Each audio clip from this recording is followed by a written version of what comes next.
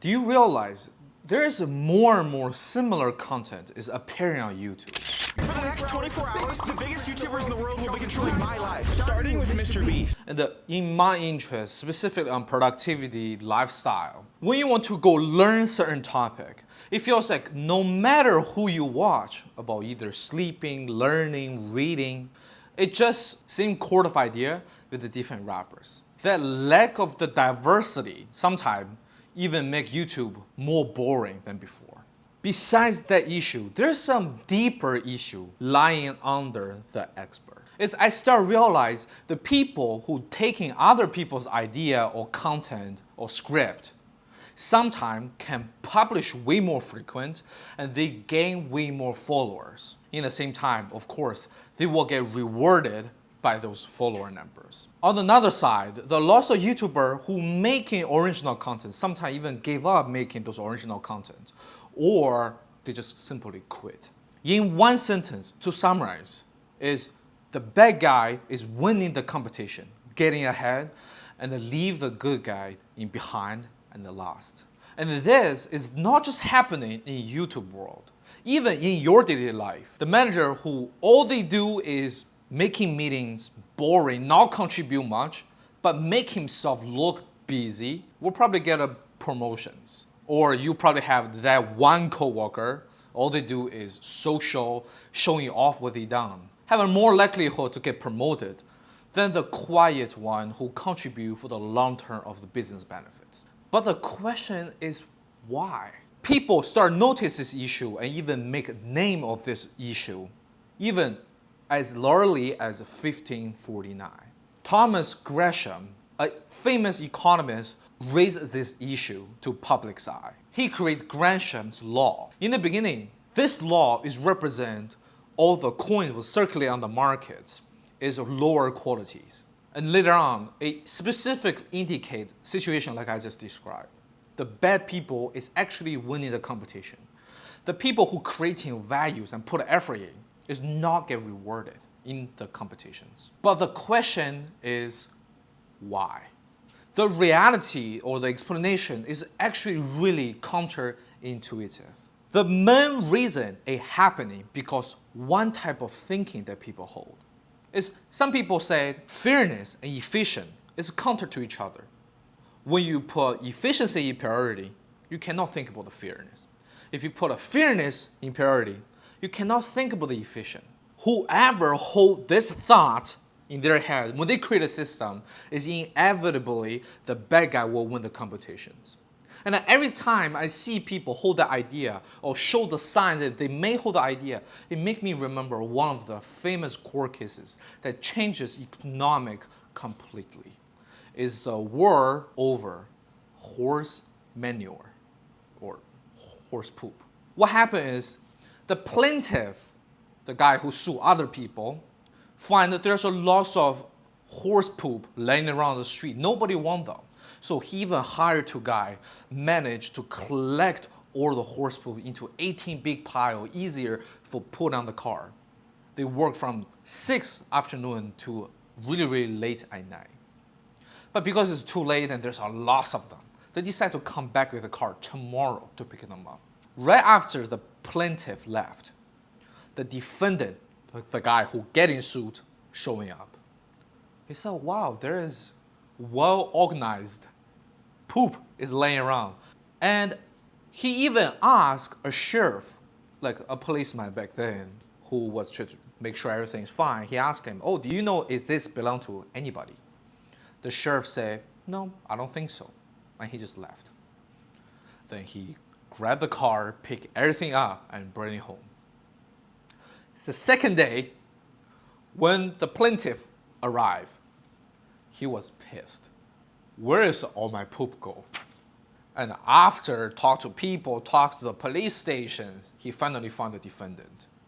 Because they cannot reach agreements, and they go to the court for the justice. In the court, people actually have a lot of different opinions, even between judges. The defendant believed that, first, you didn't even mark that belong to you. And the road is belong to everybody. Just like a money someone lost on the street. It's belong to everybody. I can take them for free. However, The plaintiff said, no, we actually make some effort to gather them together. We just have to wait for tomorrow. And you stole our effort. In reality, who will own those big piles of poop don't really matters. What matters is the judgment's influence in our society in the futures. And because the intelligence of one of the main judge in the case, we still utilize the same cases as a reference until today. The judge said, the final judgment is the plaintiff will win the case and all the poop will belong to the guy who making the effort and pile them up. And his reasoning really causes lots of economists thinking. He said, imagine there's a two village. In first village, we gave the horse poop to whoever put an effort in to put them in the pile who create the wealth. In that village, people will believe, first, if I put effort in, I create wealth. It will be protected by the government. And I can focus on all my effort building more wealth. In the same time, it also makes other people believe that you cannot take other people's wealth so easily. Otherwise, you will get punished. After 50 years, 100 years, this village will go to prosperity. On the contrast, there's a second village. In this village, the judge gave this pile of poop to the defendant. In this village, after that case, people will realize, first, you better pay lots of money and effort protecting what you get. Otherwise, we'll get taken by other people. Second, some people start this idea that, oh, maybe when other people slipped up, I can just take their wealth. And that also may discourage the passion of creating wealth in this village. After 50, 100 years later, this village probably will go into poverty. In the ending result is very good. They gave the resources to the people who put the effort in, and it seems like a fair and justice judgment. However, behind this fear and justice, there is more consideration of efficiencies. Back to the YouTuber examples. If everybody come up video with a month, something that they do research, read countless books and research, and get stolen by other YouTubers, within seconds, people will have a less passion to create better content. And the people who will take the damage, it's like you and me, the viewers, we have a less and less content that we can watch. Everybody are making the same thing. In the short term, yes, this is a viral thing and everybody is making video about it. We have a more watch hour for YouTube. But in the long term, people will have a less passion to create the next viral content. In the future, I really want to make an economic theory like this.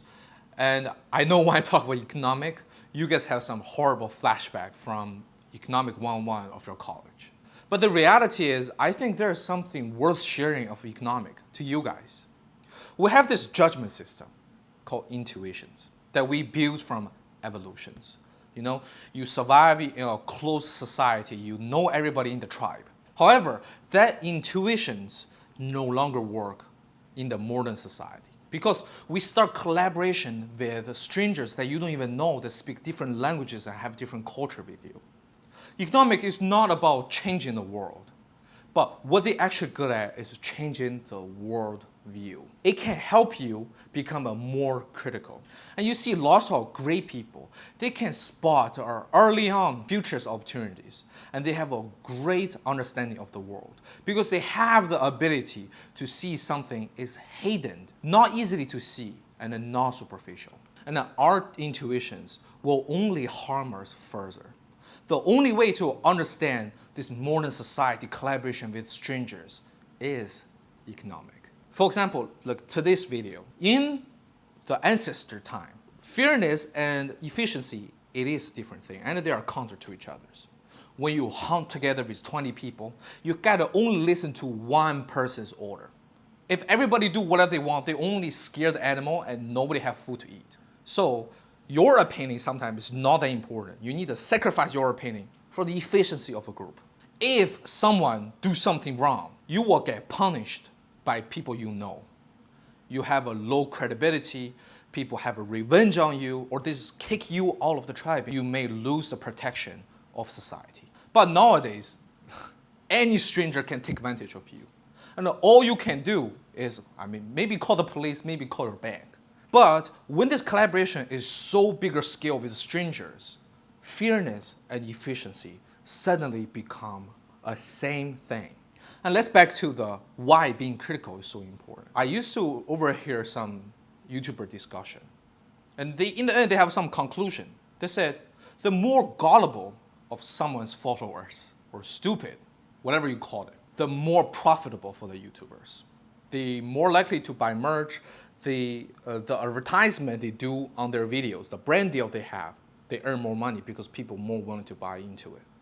If all your followers are so smart, they can spot any tiny issues, they wouldn't pull the trigger to purchase something so easily. In another term, being critical sometimes is directly equal to how easy you get tripped by someone else. And in the end, is there some rule that people establish? On the superficial level, it seems like for the fairness, but in reality, have a way more consideration for efficiency. Please comment down below. And that's all for today's video. Thank you so much for finishing this video. And my name is Paul. I'll see you next time. Bye.